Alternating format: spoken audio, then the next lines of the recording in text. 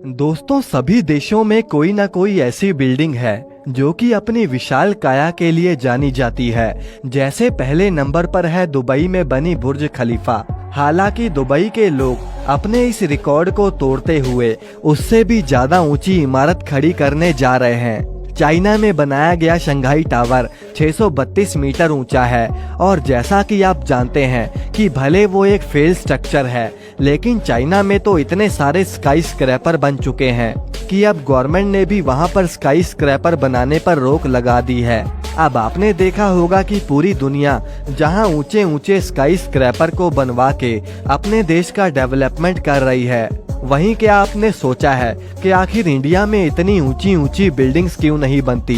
क्या इंडिया के पास ये सब बनाने के लिए पैसे नहीं हैं और या फिर इंडिया के पास टेक्निक ही नहीं है? आज हम आपको बताएंगे कि इंडिया में स्काई स्क्रैपर क्यों नहीं बनाए जाते। बस आप वीडियो के लास्ट तक हमारे साथ बने रहिए। तो चलिए वीडियो को शुरू करते हैं। दोस्तों, आपको बता दें कि चाइना में ही लगभग 750 के करीब ऊंची बिल्डिंग्स हैं और तो और अमेरिका में इसकी गिनती 250 के करीब है। आप ये जानकर हैरान हो जाएंगे कि दुबई जैसे छोटे से देश में 150 के करीब स्काई स्क्रैपर्स हैं, लेकिन भारत में ऊंची बिल्डिंग्स की गिनती आप हाथों की उंगली से भी कर सकते हो। और तो और इन बिल्डिंग्स की हाइट भी बाकी देशों के स्काई स्क्रैपर के मुकाबले आधी भी नहीं है। अगर हम हमारे देश भारत की बात करें तो भारत की सबसे ऊंची बिल्डिंग प्लास रॉयल है, जिसकी ऊंचाई 320 मीटर है। आपको जानकर ये हैरानी होगी कि जहां दुबई जैसे देश ने 828 मीटर ऊंचा बुर्ज खलीफा सिर्फ 6 साल में ही तैयार कर लिया था, लेकिन भारत की 320 मीटर ऊंची बिल्डिंग को बनाने के लिए भारत को 9 साल का समय लग गया और ये बिल्डिंग मुंबई में स्थित है। अब भारत में दूसरे नंबर पर जो बिल्डिंग है उसका नाम है सुपरनोवा स्पायरा, जिसकी ऊंचाई 300 मीटर है।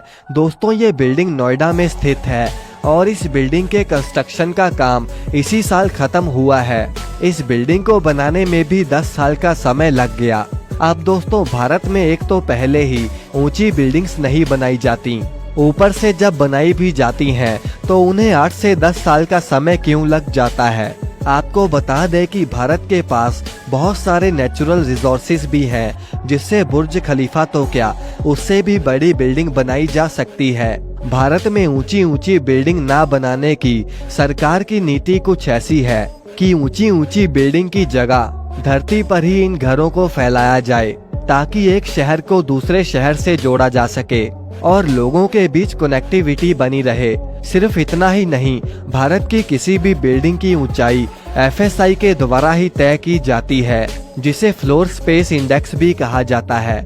अब वैसे तो इंडिया में FSI वैल्यू 1 से लेकर 5 तक होती है और जिस शहर का जितना ज्यादा FSI वैल्यू हुआ वहां आप उतनी ही ज्यादा ऊंची बिल्डिंग बना सकते हो।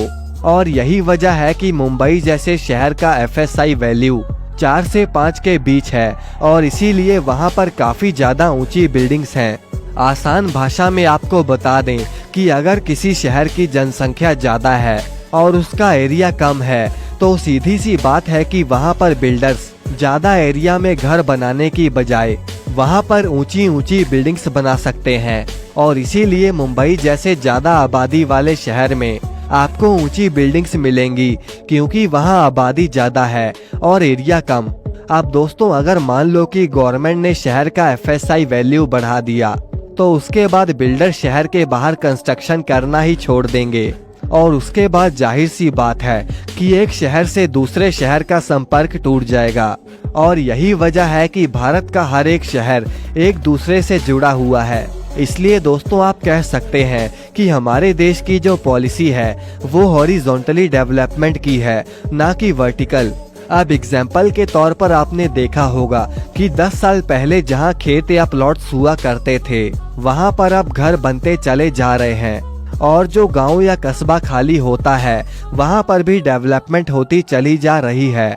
अब इससे हमें ये फायदा है कि जहां आपको किसी चीज को आज से 10 साल पहले लेने के लिए 10 किलोमीटर दूर तक जाना पड़ता था, वहीं अब आपको वो पास में ही मिल जाती है। और सिर्फ इतना ही नहीं, जहां पर पॉपुलेशन रहना चालू हो जाएगी वहां पर धीरे धीरे रोड्स और सीवरेज वगैरह बनने शुरू हो जाएंगे, जिससे हमारा भारत भी डेवलप होता चला जाएगा।